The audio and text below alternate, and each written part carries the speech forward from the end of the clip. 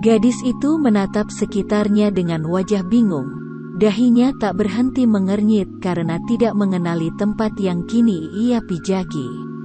Ini gue di mana? Jangan-jangan gue mati terus masuk neraka lagi ih. Gadis itu bergidik ngeri membayangkannya. Bagaimana tidak tempatnya sekarang sangat-sangat buruk.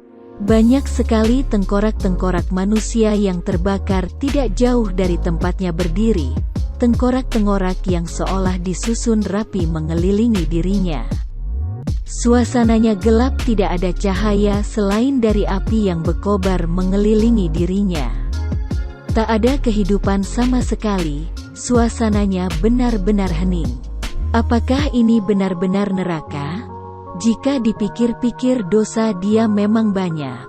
Mencuri makanan milik Galen, menggoda Alan yang selalu bersikap dingin di luar namun manja padanya, menyembunyikan kolor Spiderman milik Daryl.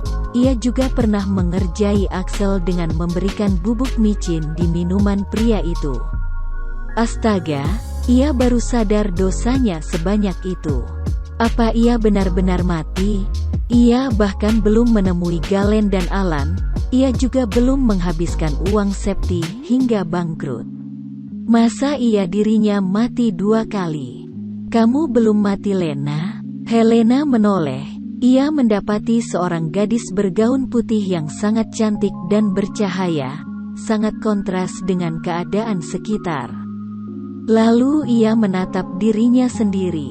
Wah, ini tidak adil. Mengapa gadis itu sangat cantik, sedangkan dia, lihatlah bajunya bahkan berwarna hitam sekarang. Dia dan gadis itu bagaikan 2 sisi yang amat sangat berlawanan. Tapi tunggu, siapa gadis cantik ini, dan kenapa wajahnya mirip dengannya? Loh, siapa?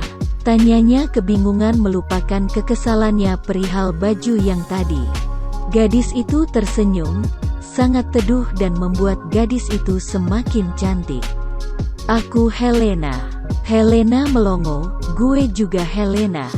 Wah, apa lo kembaran gue? Wah, gila. Tapi sejak kapan gue punya kembaran? Helena heboh sendiri, tapi ia juga bertanya-tanya karena seingatnya ia tidak memiliki kembaran. Gadis cantik itu terkekeh. Aku Helen Lena, pemilik tubuh yang kini kamu tempati di dunia nyata. Helena tersentak, ia mengernyit heran. What? Maksud lo gue balik ke tubuh gue lagi? Beneran mi apa? Gue masih hidup apa udah innalillahi? Dunia nyata. Jadi maksud lo ini akhirat? Jadi bener gue udah mati? Tanya Lena panjang kali lebar kali tinggi tanpa jeda. Ia bahkan baru ingat gadis ini bukan mirip dirinya sebagai Helena Gain, melainkan mirip dengan tubuh yang ia tempati sekarang, Helena Adiva. Helen menggeleng, sayangnya enggak. Lena semakin kebingungan terus. Helen berbalik membelakangi Lena. Suasana hening sesaat sebelum Helen kembali membuka suaranya. Kamu tidak mati, Lena. Hanya ragamu saja yang sudah tidak bisa digunakan. Tapi jiwamu masih berkelana dan hinggap di tubuhku yang jiwanya sudah tiada.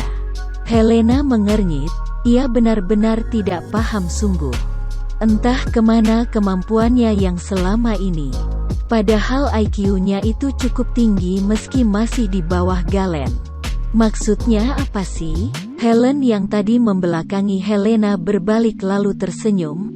Lena, Tuhan memberikanmu kesempatan untuk hidup meski di tubuh orang lain yang jiwanya sudah tidak ada, Lena. Lebih tepatnya tubuh aku. Jelas Helen, nadanya melirih di ujung kalimatnya. Maksud lo udah mati? Helen mengangguk, aku tidak sekuat kamu, Lena. Tubuhku lemah, jiwa dan mentalku tidak sekuat dirimu. Aku juga bodoh. Helen menjeda sebentar ucapannya. Aku memilih menyerah, Lena. Aku memilih menyerah pada kesakitan yang aku derita selama ini. Aku memilih menyerah pada kasih sayang yang harusnya aku perjuangkan. Lanjutnya dengan nada syarat dengan kesedihan. Helena terus menyimak dengan seksama dan mulai memahami apa yang dibicarakan Helen. "Terus sekarang kita ada di mana?" tanya Helen menatap sekitarnya dengan bingung. "Ini alam bawah sadarmu." Helena mengernyit kesal. "Kenapa alam bawah sadar gue nyeremin banget si anjir?" katanya mendengus. Ia heran, biasanya yang Helena baca di novel, alam bawah sadar seseorang itu pasti indah-indah. Di danau, di pantai, atau yang lainnya yang cakep-cakep. Nah, ini mengapa dia di tengah-tengah tengkorak yang terbakar? Ais Helena. Benar-benar ingin menangis sekarang. Helen terkekeh, "Aku gak tahu. Setahu aku alam bawah sadar itu tercipta dari kenangan paling mengesankan seseorang atau hal yang paling diinginkan seseorang." Helena mengangguk paham, ia terkekeh pedih. Helena ingat sekarang satu kenangan yang benar-benar Helena ingat sampai mati. Bukan kenangan mengesankan, lebih kepada kenangan mengerikan yang benar-benar membuat jiwa membunuh Helena naik seketika. Kenangan ketika ia menyaksikan bagaimana kedua orang tuanya dibunuh dengan keji dan dibakar hidup-hidup. Karena hal itu jugalah keinginan terbesar dia sekarang adalah melenyapkan pembunuh orang tuanya hingga tak tersisa. Membakar tubuhnya hingga menjadi abu dan tidak bisa dikenali lagi. "Baik, cukup basa-basinya. Waktuku tidak banyak, Lena. Aku harus menceritakan sesuatu padamu." Helena mengernyit. Apa yang akan diberitahu oleh Helen? Ceritanya panjang gak? tanya Helena memastikan. Meski bingung, Helen tetap menjawab, "Lumayan panjang." Helena mengangguk-anggukan kepalanya. "Bentar," ujarnya lalu duduk bersila di hadapan Helen yang menatapnya datar. "Apa? Gue pegel tahu." "Berdiri terus, udah cepet ceritain." Helen mendengus. Bisa-bisanya Helena sempat-sempatnya untuk menahan dia bercerita hanya untuk duduk cekak-ekak. Tapi Helen bisa apa? Ia memilih pasrah saja dan ikut duduk di samping Helen. "Lo mau ngapain?" Helen yang hendak duduk mengernyit duduk. Helena mendengus, "Gak usah bego. Baju lo putih, sayang capek nyucinya." Helen ingin menangis sekarang. "Hei, apa di akhirat kita harus menyuci baju kita sendiri?" Helen menggerutu, tapi ia tetap menurut dan kembali berdiri. "Helena, jangan tanya." Dia mah santai saja, tapi di pikirannya dipenuhi dengan berjuta pertanyaan. Apakah di akhirat ada mesin cuci? Terus kalau arwah mengumpat, berarti dia nambah dosa dong. Satu lagi, kalau di sini ada Helen arwah cantik, berarti ada arwah ganteng juga dong. Wow, Helena mendadak semangat sekarang, matanya bahkan berbinar cerah. Helen berdeham, ia masih kesal karena ceritanya terus terpotong karena ulah Helena. "Di sini ada cogan gak? Lo aja cantik, masa gak ada cogan di sini?" Helen melotot. "Helena," desahnya kesal. Helena terkekeh. Iya mangap, udah cepet cerita." Helena menghela nafas kesal. Kemudian ia pun mulai bercerita. "Aku tidak pernah bunuh diri, Lena." Terang Helen memulai cerita yang mana malah membuat Helena kebingungan. Bukannya diagnosis dokter bilang kalau lo overdosis obat penenang? Tanya Helena yang diangguki oleh Helen.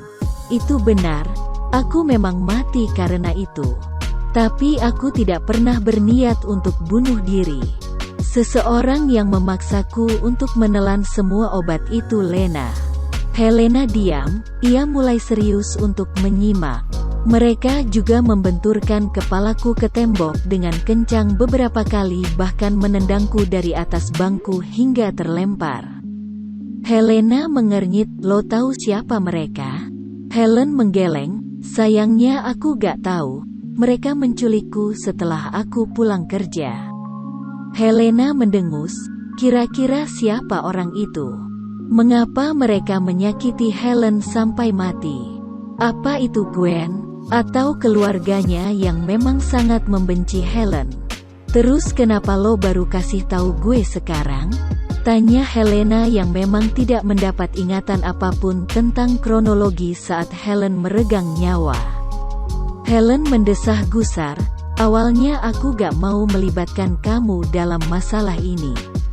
Tapi aku gak bisa tenang Lena. Keluargaku dalam bahaya. Helena mengernyit, apa hubungannya dengan keluarga Helen yang biadab itu? Apa hubungannya sama keluarga begolo itu sih? Helen terdiam sejenak. Sebenarnya aku pernah mendengar pembicaraan seseorang dulu. Mereka membawa-bawa nama ayahku. Awalnya aku pikir itu bukan ayahku. Tapi ketika dia membawa nama Mahendra, aku jadi tahu bahwa itu memang ayahku. Mereka merencanakan sesuatu yang akan mencelakakan keluargaku Lena. Helena menautkan alisnya bertanya-tanya, apa rencananya? Mereka akan membantai abis keluargaku Lena, semuanya sampai tak tersisa. Membolos bisa-bisa beasiswanya dicabut. Ia saja sudah susah payah untuk masuk ke sekolah ini. Baik, jadi seperti yang dijelaskan kemarin Sel adalah pelajaran terus berlanjut. Meski tak semua memperhatikan, tapi Pak Yanto terus menjelaskan materi yang entah dipahami atau tidak oleh muridnya.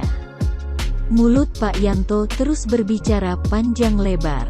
Sepertinya Pak Yanto ini tidak ada lelahnya sama sekali.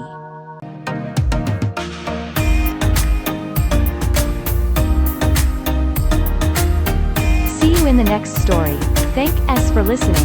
Don't forget to like,